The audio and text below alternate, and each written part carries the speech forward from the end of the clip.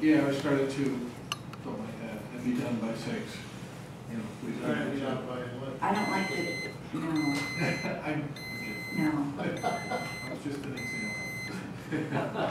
So yeah, so bottom line, we've mostly done them in the afternoon, usually before council meeting, although we've also done them in the more distant past on separate days, and that they've normally started at noon, 1 o'clock, 2 o'clock, something like that, and have ended around 6 or so. I think the idea of having it, coincide with the council date makes some amount of sense, just in terms of. Except it really puts a finite end to your discussion. I mean, so nothing can naturally flow. You're either, I mean, it can naturally flow and end way early, but it can't. You can't extend it. So I guess my response to that would be, if you're going much longer than that period of time, it's probably too long for a session to start with, be really productive. And if it's going to go that long, we schedule that second session. Makes a heck of a long day, though. Well, yes. Sitting through that for 3 hours, and if we have a lot of visits for council, it's a lot.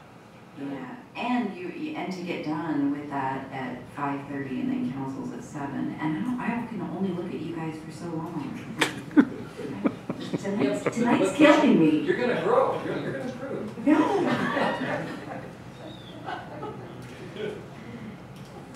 Okay. No, I think the thought process is probably healthier if you have separate from council meeting. Is it a consensus, or that we would want to have a meeting separate from a council meeting day? I think I like Yes. I would agree. Hey, Good idea. hey, one guy out, still a consensus.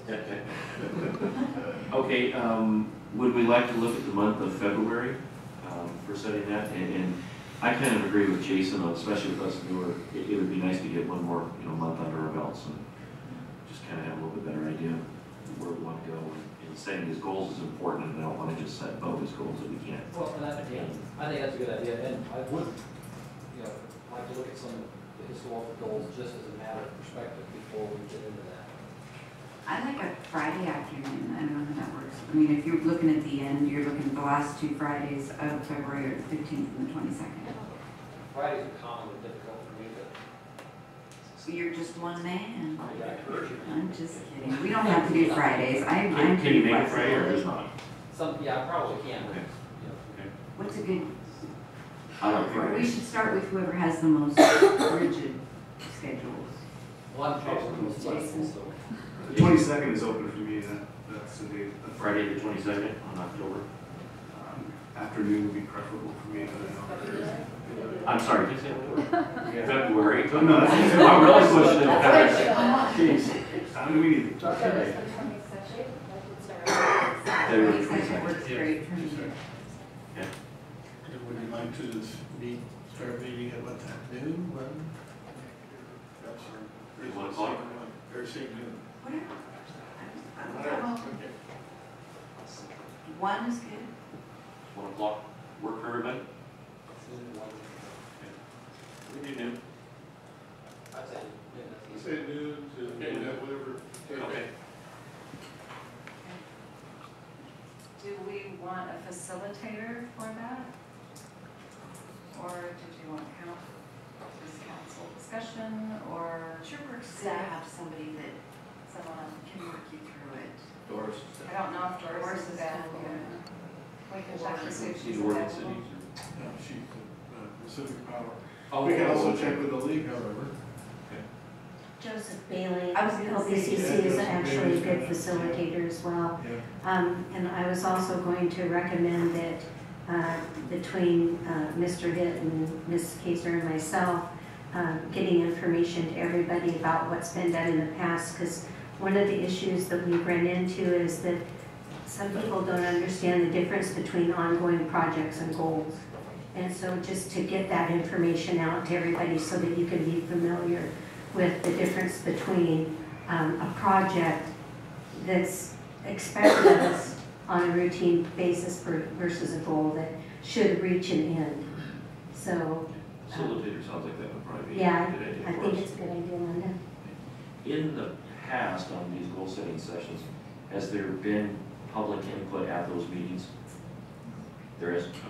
Yes. I think that would be something I really want to include, and I'd also like to see, and I know with the city attorney, us are going to be working a little bit more with some of the electronic communications things, but it'd be something I'd like to see online too, that we could try and get some, as we work on that, try and get input from people, so that there's that way if people couldn't make it to the meeting. Because I think it's important as we're setting our goals that we're just not doing what we think. You know, we're listening to what everybody else says and has ideas and making decisions and looking at what everybody says, not us does. So Paul, you're saying that we receive those via some Email. by email Yeah. prior to, so we've got. Right, so we would have some information to be able to go on. That's good. Yeah. Would it be helpful, you know, John's going to dig up the current goal list, but would it be helpful to, especially with new folks, if, say we got a sample from 10 years ago, this was our goal 10 years ago, 15 years ago, so you can compare kind of the Little history would be good. Even a few years back, Yeah, each of the years would and go. some of them drag on. Some of them are Yeah. actually quite old. I would Yeah. say. Actually, some of them are, Yeah. I'm against that too. I think goals should be specific, definable, reachable, Yes. and it should have It drops off. it should be measurable, and it should have a date that we're done. Very large. And there shouldn't be 50 of them. Well, We we want can more, discuss get that. rid of some of this. Like I bet. We're on the same page at last. Any other discussion? So we'll look at February 22nd at noon. We'll look at the facilitator. And then we'll look on advertisements, or maybe get some emails or a way to get some electronic communications from the public. Okay, next item, and we don't need to anything on that, it's just discussion. Number 12 is my presentation. We're going to start with the first thing here, which is the timer for public meetings. One of the things that I've seen in the past is that it's been a little bit hard to tell if a member of the public has come up and wants to speak, that they get a full time to speak, or if some people go over. So there's this that I've looked and did a bunch of research, and this is a fairly inexpensive, it's about a $200 unit, and it's probably about this size. It's something that either I or the city clerk can have on the desk, and as someone starts their speaking, you hit the timer, and we can pre-program it for whatever time we want. And since we have a 5-minute time limit, it would go for 4 minutes, and at the 5th minute, it would turn yellow, and then it would go red when the person's done speaking. We could explain it at the beginning of meetings. But I would like to do that to facilitate our meetings, make sure that everybody gets a chance to talk, and that some people don't go on and unfairly. So that, because when we have big public meetings and when we have a big public hearing, I want to make sure that everybody has a chance to speak. And the council set the rules of 5 minutes. So this is just something I wanted to bring to your attention, see if this is something that we want to move forward with. It's not a very expensive thing, it's very simple, and I think it would assist the public in when they're doing their talking too, because they kind of know when their time's almost up. This is something similar to what you see at a college or presidential debate, the lights. Absolutely, that's, yeah, right, it is like a I think it's debate. a great idea. Just for fairness and equity for the citizens, I think it's a fantastic idea. I hope our citizens deal with it better than the presidential debates do. Yeah. Yeah, that was not so good. Any other I love it. questions or discussion? I think we just move forward. Okay, Consensus, I think. okay. That's very good.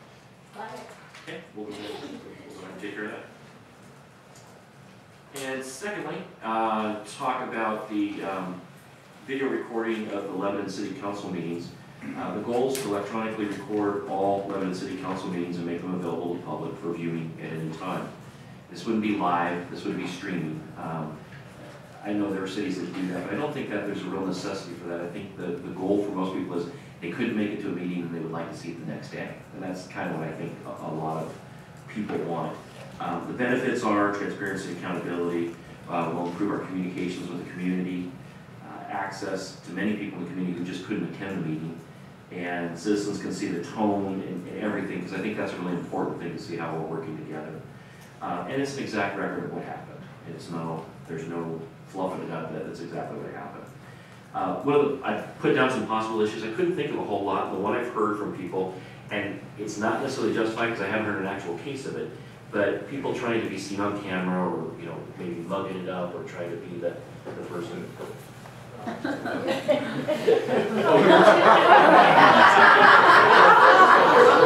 Okay, so there is a real issue with this. Trying to act different on the camera. Certain images, right? Yes. But it's completely open for discussion. I want to talk about it.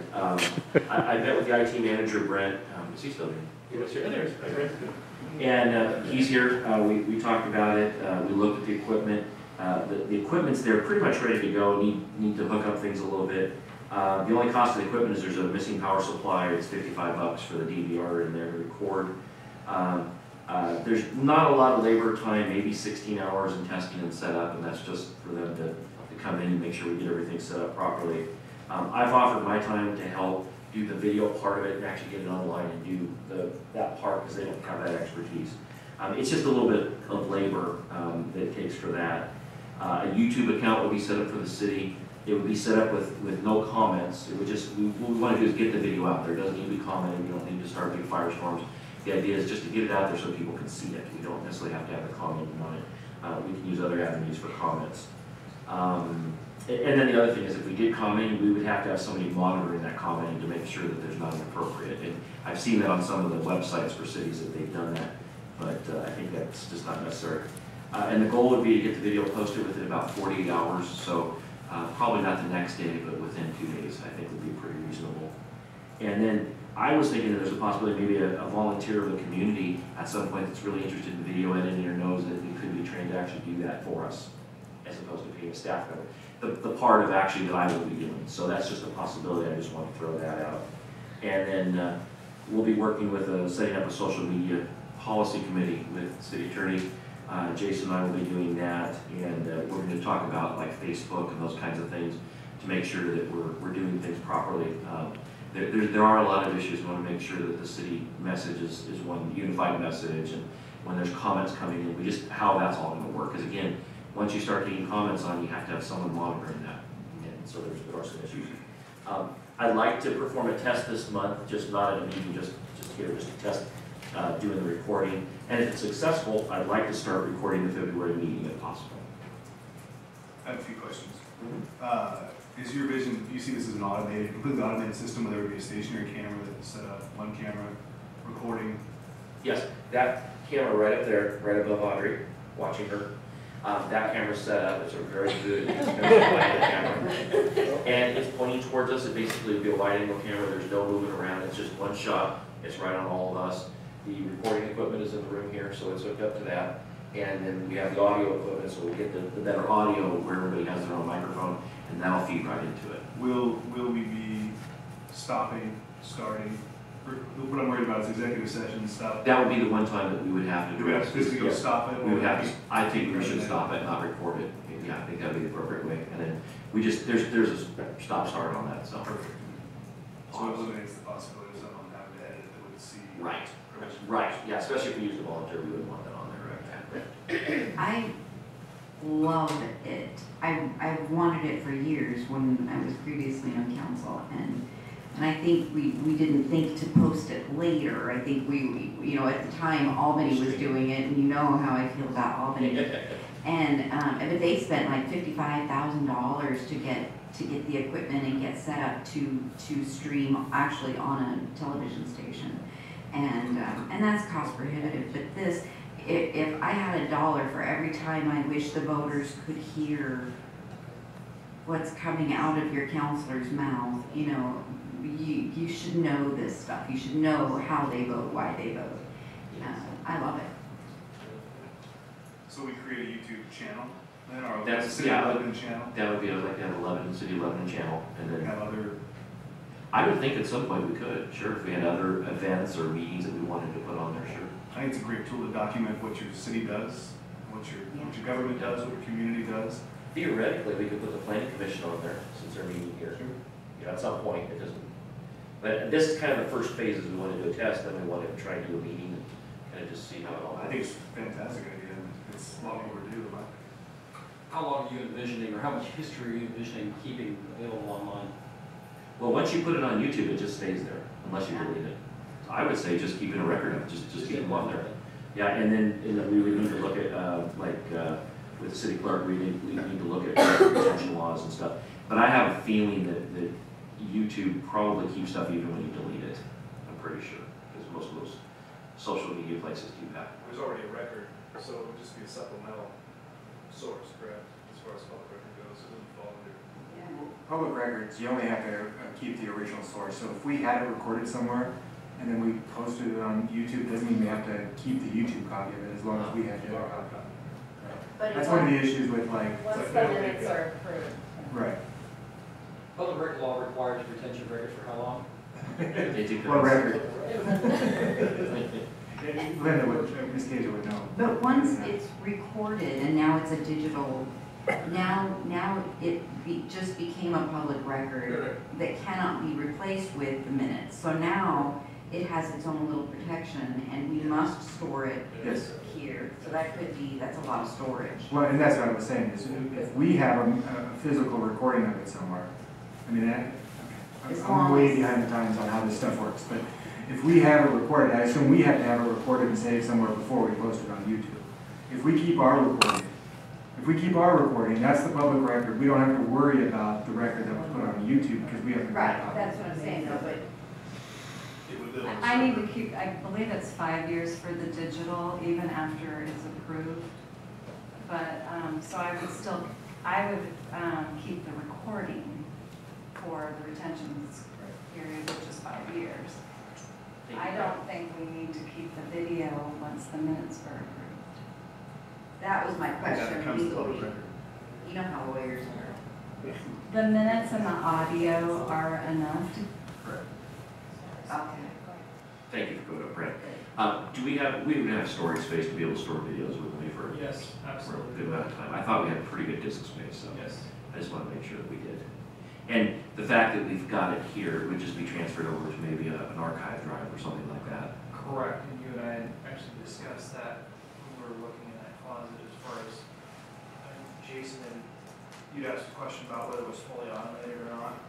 And Paul and I were thinking it would be easier to kind of stage it, test it this month, make sure it's working, keeping the costs down. Eventually, it would be feasible to bring that directly into the data center, same way we do the police recordings. So it would directly go to our network, which would effectively automate it at that point. Yeah. It'd be a matter of just posting it. Yeah, right now we're talking about basically is recording it on there and putting it on a drive and then taking it, working on it. And kind of sneaker net, the old fashioned sneaker net. We have, especially with the amount of police, with the cameras we already have, police cars, jail, it would be a very minor amount of storage compared to the total amount of video that the city legally has to retain at this point. And did you see any other issues or anything that we would run into? I think it's easily doable. Okay. And we can turn off the comment. I don't know YouTube, I'm not a YouTube guy, but you don't have to have comments on YouTube. No. You don't. 'Cause when we get to the Facebook discussion, that's part of the issues that come up with public I'm records. not as So familiar on Facebook if you can do that, but I know for sure on YouTube you can. You can even turn off voting so people can have thumbs up.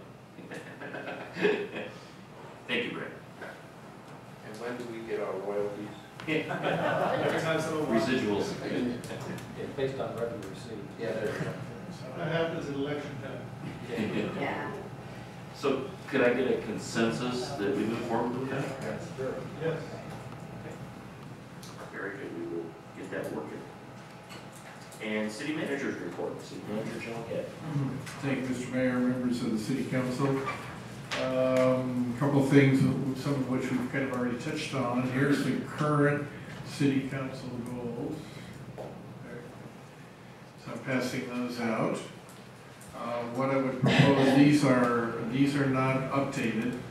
And so what I would propose at our next city council meeting, we have a separate agenda item for updating city council goals.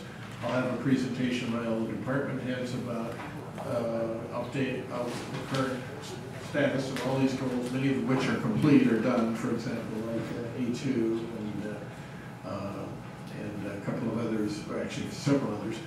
But so we'll give you a complete status update, as well as have the department managers perhaps suggest or talk about some possible goals that you might want to consider at your formal goal setting session then on the 22nd. So with your approval, we'll agendize that for our meeting in February.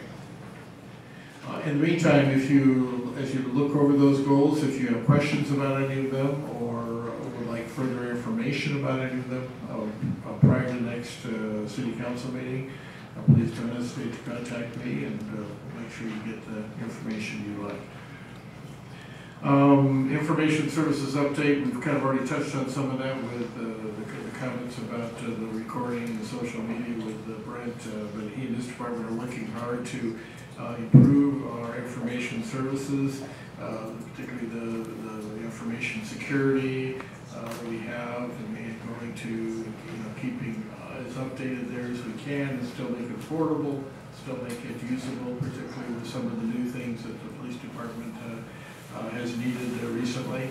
And so I want to commend Brent and working with some of our contractors to help make that happen. COG wetlands update. You all appointed myself and Council Member Scott to serve on that committee. Here is a report of what that's all about from the Council of Governments.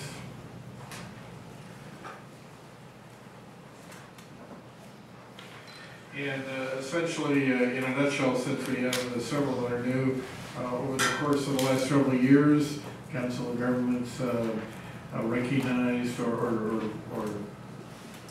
focused on establishing what were called the prime industrial sites for the Mid-Willamette Valley. And in that process, they identified 20 prime industrial sites for future industrial type development, of which Lebanon has 4. And then now they've been proceeding with a process of getting as far down the wetlands mitigation, wetlands permitting road as they can, as well as dealing with possible environmental issues, endangered species issues, and so on. And so you'll see if you look to the back side of this, it says Regional Industrial Lands Readiness, Wetlands Mitigation Solutions.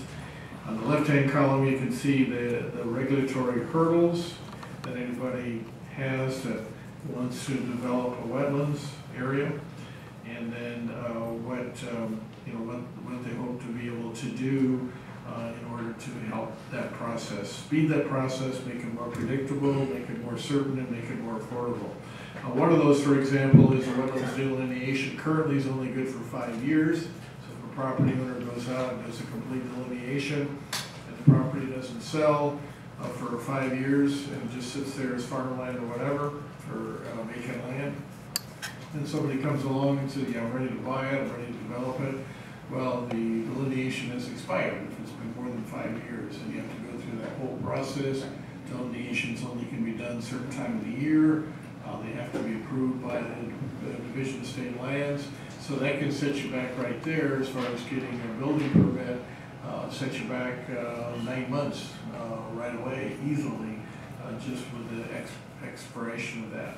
So they're now looking and getting assurance within these 20 industrial sites of having that delineation process be good for up to 10 years rather than expire at the end of 5 years. So that's just an example. One of the things, too, they're trying to do is develop a regional wetlands bank so that we'd have plenty of wetlands credits available to developers and credits available at hopefully what would be an affordable price. So one of the things, too, that's part of this process that's been going on now for a couple, 3 years is to have plenty of credits available to developers and where the private property owners don't have enough credits, then the Council of Governments, under this auspices of this organization, could go ahead and make arrangements to develop more wetlands credits, depending on the needs of the area. So that's that in a nutshell, and that's kind of the news and several of you. So I want to give you a little bit more information.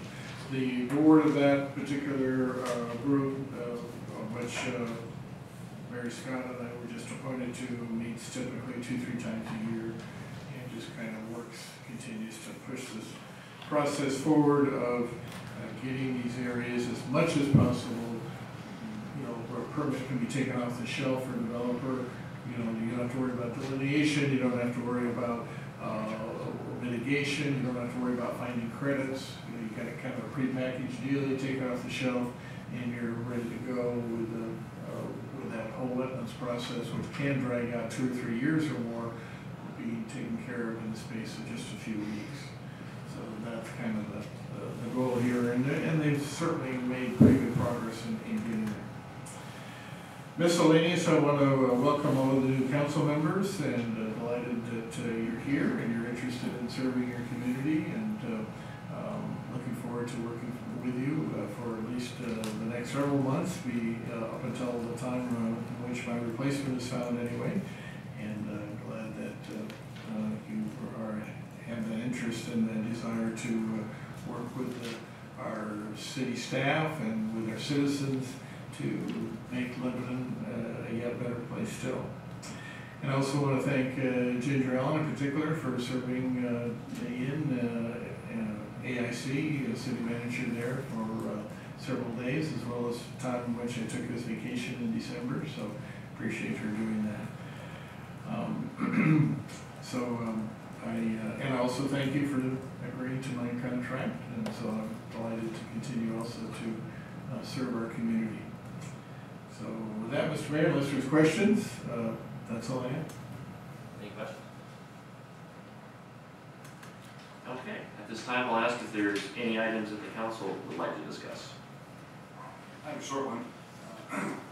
I just wanted to publicly thank Captain Stevenson from the Lebanon Police Department. I recently spent about 20 hours at the Justice Center and with his officers and sergeants on patrol and some detectives, and I saw some wonderful things that made me highly optimistic and very proud of the men and women that are working in our Justice Center, our police department, and where they're going.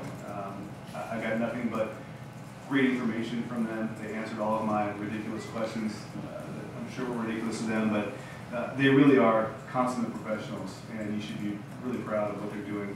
And I would encourage all counselors, if you haven't been down there in a while, go down for a few hours and spend some time writing or sitting and observing or whatever you want to do, whatever interests you. There's a tremendous wealth of knowledge and experience down there to learn from. So I'd also like to recognize Officers Weber, Baker, Barnes, and Sheets for their work with me. Putting up with me is probably a better statement, but they were great hosts, and I really appreciate all they did for me, so thank you. And, Mr. Grassick too, I spent time with him and Mr. Emmons at Utilities a few months ago, and looking forward to just getting each department and seeing what goes on. So I'm very optimistic about where we're going in the city, so thank you. Thank you, Jason. Any other discussion? I feel like we haven't had a good fight yet. We can fix that. Maybe next time, I'll think of something. Okay. At this time, I'd like, or I already asked that, now's the time that we have citizens' comments, and this is a citizen's opportunity to address the council. Comments are limited to 5 minutes per citizen to afford everybody the opportunity to speak. And if you please sign in, state your name and address for the record.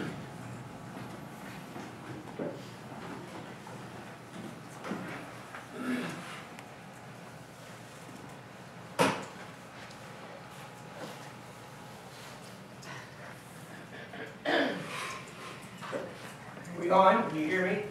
All right, I wanted to speak a while ago because you just violated one of your own laws. And I wanted to tell you about why you was doing it.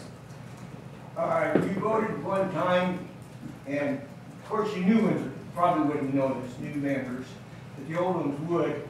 They voted that no counselor would look into anything in the city records more than any public service. Public good. Remember this? Remember, John? I do. Well, now and you also want public people in on it. And so you violated one of your laws, and I don't know what you're gonna do about that. But, I mean, the old ones, you remember it, that's for sure. It's not a law. I mean, I think Well, that it's still, you gotta pay it, so it's a law. and we, I can't even begin. I don't think. John knows what I'm talking about. Is that council rule? Well, it was a decision by the city council that Councilor Ray Weldon requested. No, any council.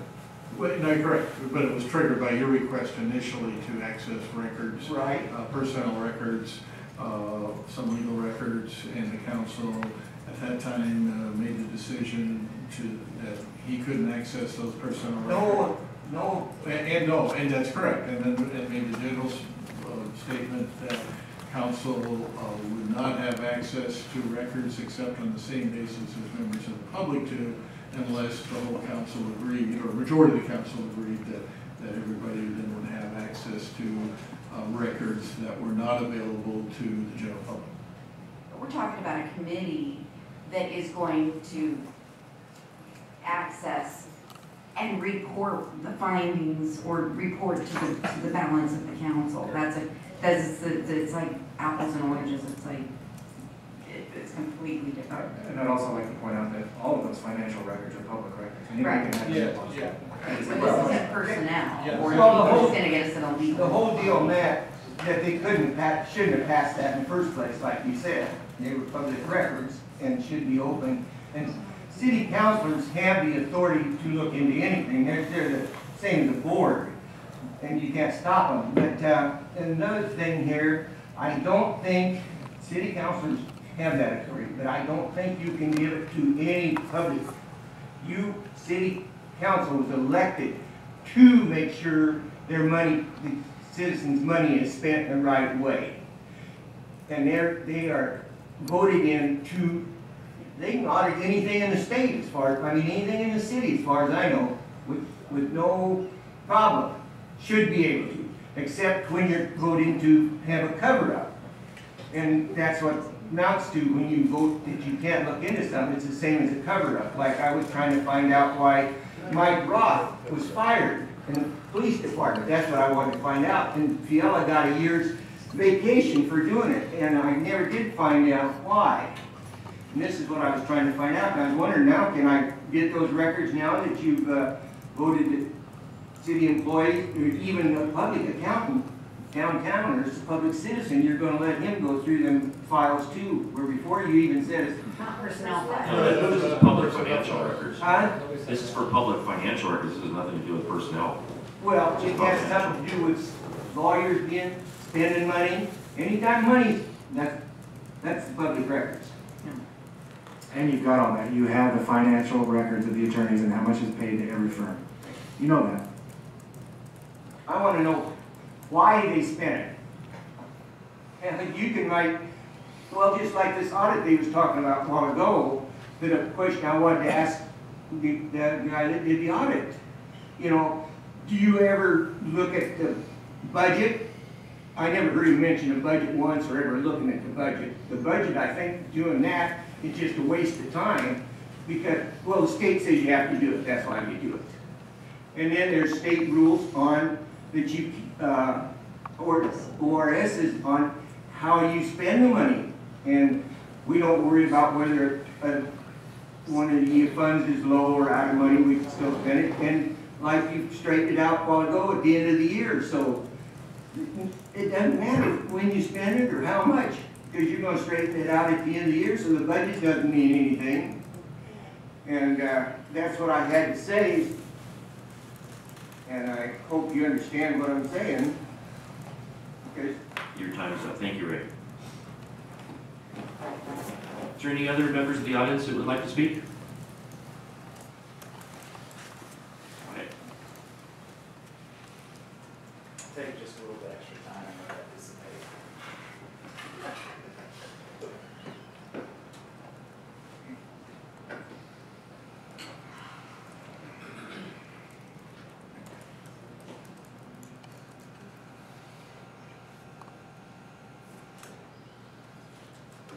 I start, I'd like to apologize. I'm going to be reading this off my Google Docs page. I did not expect the goal, the goal setting talk to be today, so I was not fully prepared. But anyways, as our new council seeks to set its goals for the future of our community, I ask that our council considers establishing holistic and quantifiable goals measuring the status of Lebanon citizens in order to identify and pursue areas of improvement for our city beyond the current to-do list found on the city's website. However, whereas traditional goals have long been centered on the economy, from jobless rates to median wages or gross domestic product, I suggest that, in order to best meet the real goal of any society, a content, safe, and satisfied citizenry, our council adopts the goal-setting philosophy of gross domestic happiness. The 4 pillars of gross domestic happiness are the promotion of sustainable development, preservation and promotion of cultural values, conservation of the natural environment, and establishment of good governance.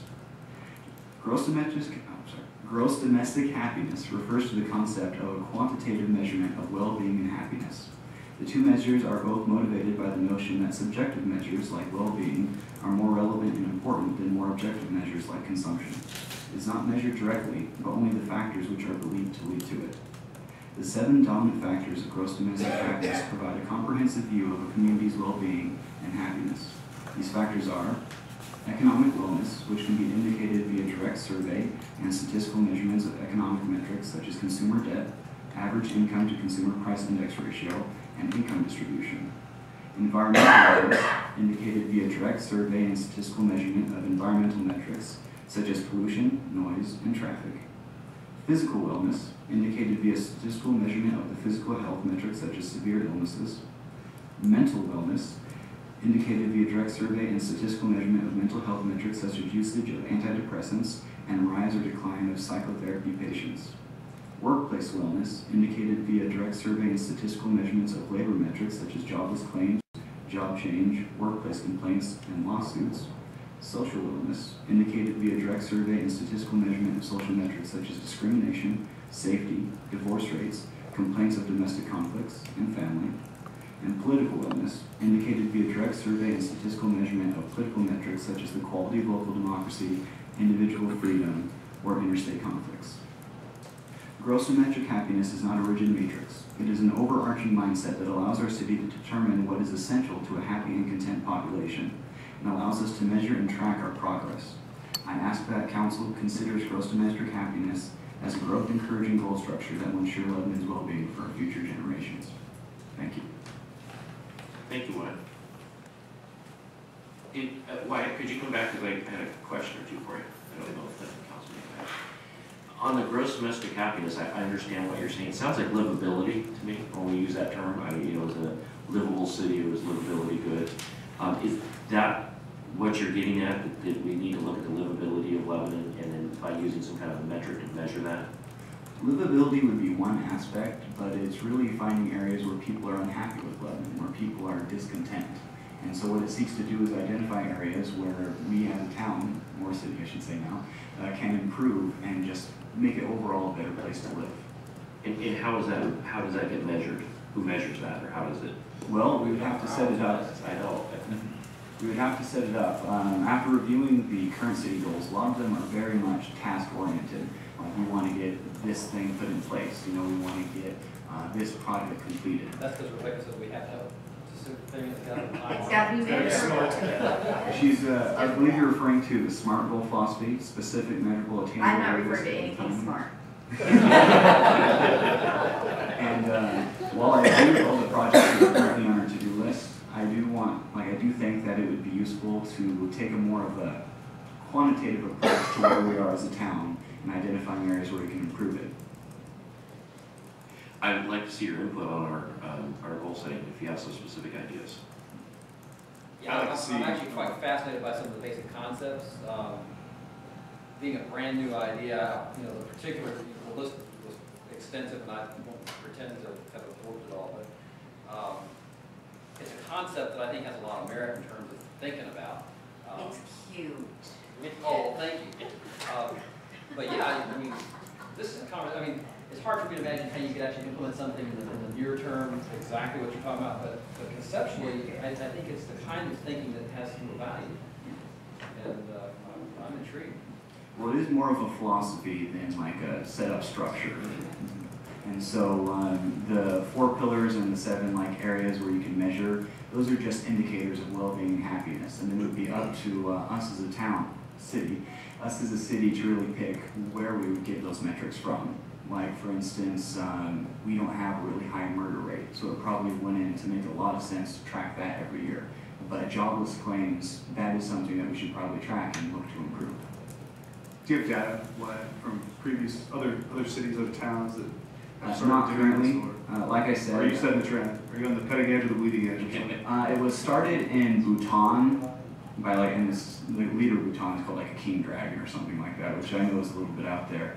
But it's recently been developed into a more functional Western model by Adam Kramer of the University of Oregon. And I haven't been able to find any specific reports. I'm guessing you have to pay for them because it's so new. But the overall philosophy is all over the web, and I do have websites if you folks are interested. And I just think it'd be something that would really help us focus on improving Lebanon 30 years from now.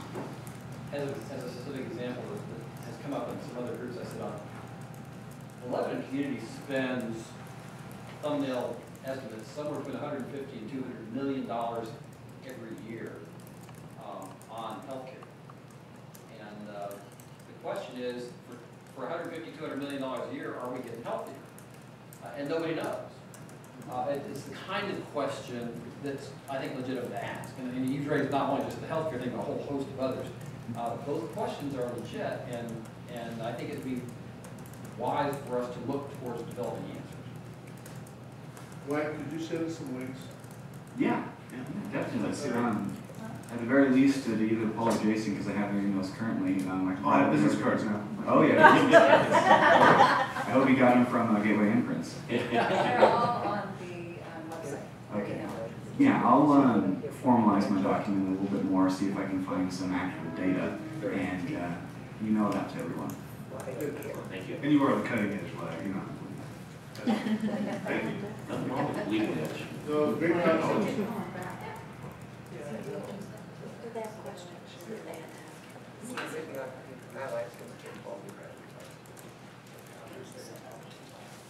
Thank you, Wyatt. Okay, at this time, I'm sorry. Is there anybody else that wishes to speak for the council? Anybody else? Anybody else waiting out there?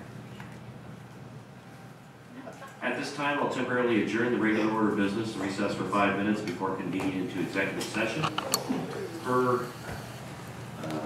ORS 192.6602H, per ORS 192.6602A, and per ORS 192.6602. All right. Thanks. We anticipate reconvening the regular session. I want to